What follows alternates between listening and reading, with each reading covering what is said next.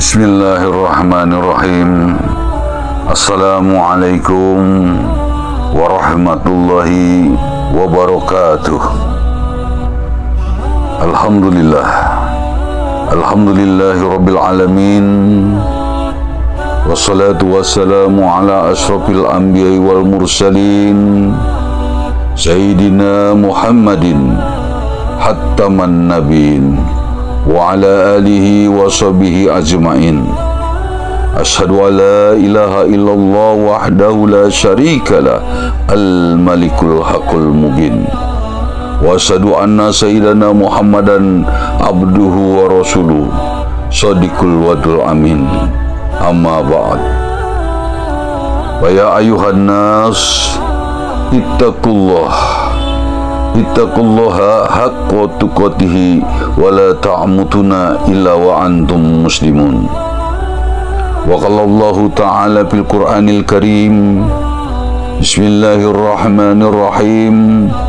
Subhanalladzi asra bi ibadihi lailan minal masjidil haram illal masjidil aqsa allazi barakna aulahu linuriyahu min ayatina innahu huwa syami'ul basir. Sadaqallahul azim. Yang mulia para alim ulama, para kiai, para asadid, tuan-tuan guru, para tokoh masyarakat, bapak, ibu, saudara hadirin sekalian, yang tidak dapat saya sebutkan namanya satu persatu, namun tidak mengurangi rasa hormat, rasa cinta dan tajim saya. Bapak, ibu, saudara yang dirahmati Allah, saya hadir di sini tidak merasa sebagai tamu atau tidak merasa sebagai orang asing, tapi saya merasa ada di tengah-tengah keluarga, merasa seperti kampung saya sendiri. Jadi saya tidak merasa canggung karena dikelilingi dengan keluarga besar sendiri. Yang namanya kita sama keluarga nih ya, ada salah kata atau ada salah perbuatan bisa dimaklumin, bukan begitu? Oke, bagaimana kabarnya saudara-saudaraku sekalian? Alhamdulillah, mantap. Bapak, ibu, saudara yang dirahmati Allah, pada kesempatan kali ini saya akan berbicara mengenai Isra dan Mi'raj, satu peristiwa yang amat besar yang hanya bisa diterima dengan iman. Isra Mi'raj adalah perjalanan yang amat jauh, ditempuh dalam waktu yang amat singkat. Begitu jauhnya 3 alam ditembus, dari Masjidil Haram ke Masjidil Aqsa. Itu namanya alam nasud, alam manusia, alam fisika, alam indrawi. Dari Aqsa sampai ke langit ke-7 namanya alam malakut, alamnya para malaikat. Manusia tidak akan masuk ke situ, manusia tidak akan tembus ke situ. Sedangkan dari langit ke-7 ke Sidratul Muntaha sampai ke Mustawa dan juga ke Aras, itu dinamakan alam lahud, alamnya ketuhanan, alam ketuhanan. Malaikat tidak akan masuk ke situ, malaikat tidak akan tembus, dia akan terbakar. Apalagi manusia, malaikat aja tidak sanggup, dia akan terbakar kalau masuk ke situ. Tapi peristiwa ini Allah yang menghendaki, Allah yang punya mau, Allah yang memperjalankan hambanya, baginda Nabi besar Muhammad sallallahu alaihi wasallam. Kalau Allah yang sudah menghendaki, tidak ada yang tidak mungkin. Memang peristiwa Isra dan Mi'raj ini peristiwa yang amat besar, peristiwa yang luar biasa. Peristiwa ini hanya bisa diterima dengan iman, dengan akal, dengan otak tidak bisa. Otak terlalu kecil untuk menerima ini.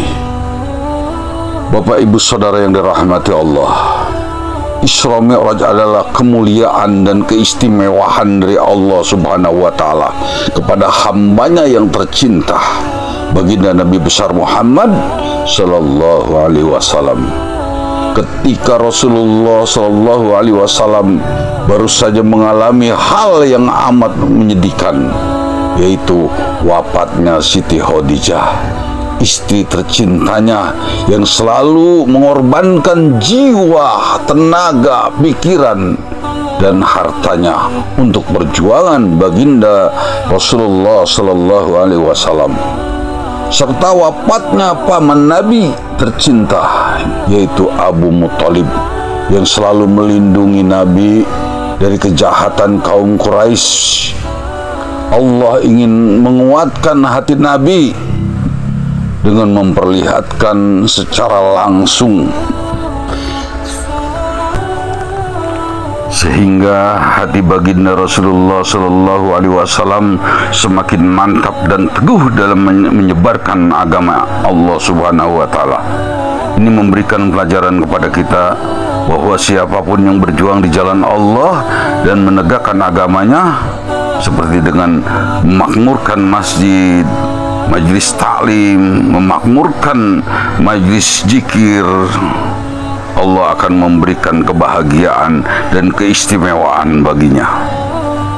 Bapak Ibu Saudara yang dirahmati Allah, kalau kita berbicara Isra dan Mi'raj di dalam konteks situasi yang kita rasakan saat ini, ketika Isra Mi'raj baru saja akan dimulai, sudah datang gangguan-gangguan.